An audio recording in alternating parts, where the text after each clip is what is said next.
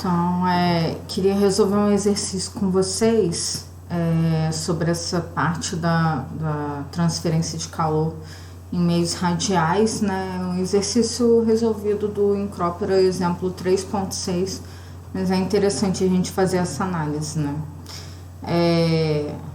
O problema é o seguinte: a possível existência de uma espessura ótima para uma camada de isolamento térmico em sistemas radiais é sugerida pela presença de efeitos concorrentes associados ao aumento dessa espessura. Em particular, embora a resistência condutiva aumente com a adição de isolante, a resistência convectiva diminui devido ao aumento da área da superfície externa. Desse modo, deve existir uma espessura de isolamento que minimize a perda de calor pela maximização da resistência total à transferência de calor. Resolva esse problema levando em consideração o seguinte sistema. Um tubo de cobre com parede delgada de raio RI, raio interno, é usado para transportar um refrigerante a uma temperatura baixa, TI, que é inferior à temperatura ambiente, T infinito adjacente ao tubo. Há uma espessura ótima associada à aplicação de isolamento sobre o tubo? Então, vamos compreender como que é esse exercício e resolver frente aos conhecimentos que a gente tem aí de perfil de temperatura para sistema radial. Então, vamos lá. O que você tem aqui é um caso de transferência de calor unidimensional em regime permanente e onde o seu perfil de temperatura está variando com o raio aqui de acordo com a espessura de isolante que você coloca. Então, o seu tubo está passando um fluido aqui, né, com temperatura interna aqui menor que a temperatura ambiente, que é T infinito, e aí você tem ganho de calor dependendo da sua espessura, né, do ambiente pro fluido térmico, que não é o que você quer colocar um isolante aqui. Então, a questão é, qual que é a espessura ótima desse isolante, né, de raio R aqui, maior que o raio interno, que você deve colocar para te garantir que o isolamento é ideal, né, já que se você aumenta muito a espessura desse isolante, você começa também a ter um aumento de área superficial lateral aqui, o que aumentaria a perda de calor por convecção, e aí a sua resistência em termos de convecção diminui. Bem, então você tem que analisar em termos de resistência total, né?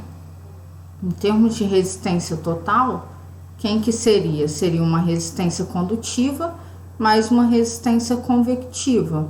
Então, você tem que a sua resistência convectiva é 1 sobre H vezes a área, só que a área é a área superficial do tubo aqui, que é πdl ou 2πr, que está variando, LH.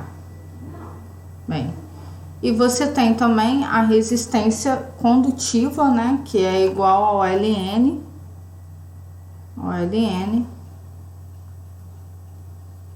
do raio que você quer, o maior sobre o raio interno, dividido por 2πKL.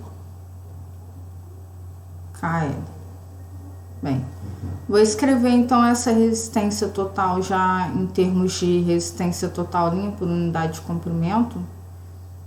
Chamar de resistência total linha, e aí você tem 2π vezes o raio, coeficiente convectivo de transferência de calor, ln de R sobre RI sobre 2πK. Ok, então o que pode acontecer aqui nessa situação, né?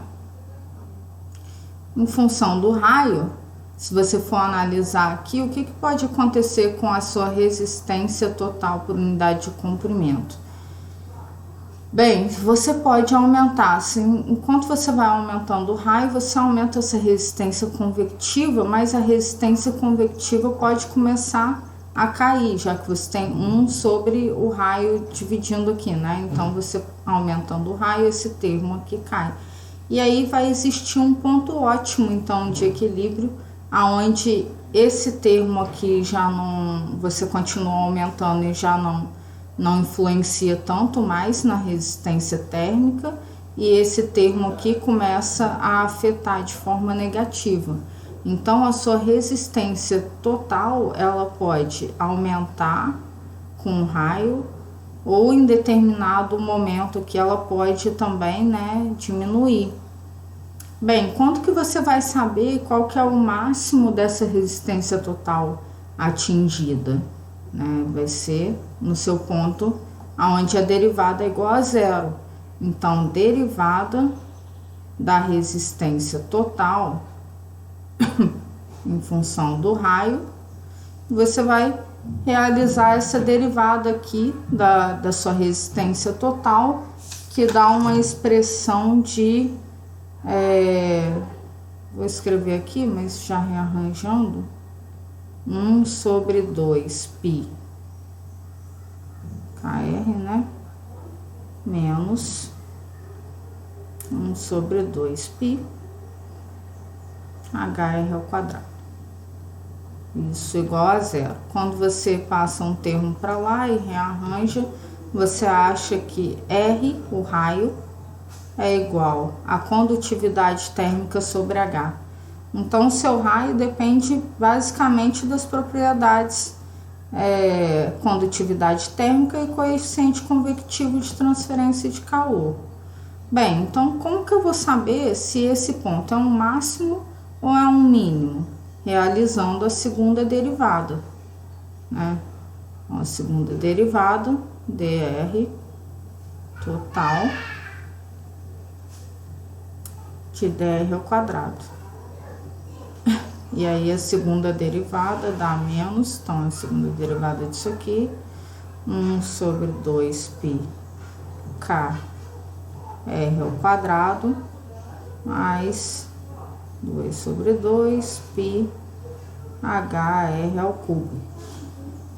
Tá, e aí quando R é igual a K sobre H, substituindo aqui, você tem, né, aqui e aqui, substituindo o seu raio K sobre H nos seus dois termos aqui, você encontra o seu termo de segunda derivada igual a 1 sobre 2 π K ao cubo sobre H ao quadrado.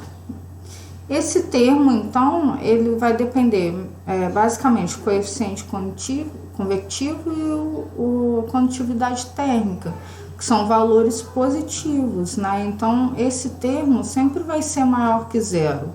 Logo, o que isso significa, né? Significa que a sua função tem a concavidade, então, virada para cima. Então, o seu R' total tem uma função, com essa característica aqui, onde existe um mínimo, então, ou seja, a resistência total, ela decai em determinado momento com o aumento do raio e depois ela começa a subir. Esse é o comportamento para esse caso da resistência em função do raio. Então, uma continuidade da análise, né, desse exercício aqui, se você observar esse raio aqui, ele é um raio crítico, né, que onde você tem a inflexão da sua curva, pode aumentar ou diminuir a resistência total.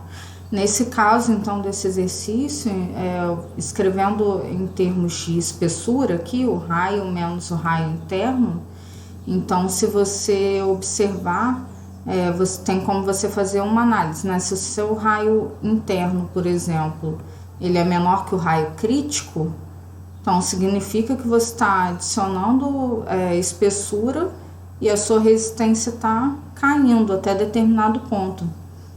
Isso é interessante para casos de dissipação de energia, por exemplo, um fio elétrico encapado, que você quer isolar a eletricidade, mas quer que dissipe o calor também. Mas se o inverso acontece, o seu raio interno é maior do que o raio crítico calculado, então você já tem um aumento de resistência total, e aí já é adequado para utilizar em casos, nesses casos, né, por exemplo, de isolante térmico, ok? Então, depois façam a letra B desse exercício, que é só substituir os valores para corroborar aí com o resultado encontrado, tá bom?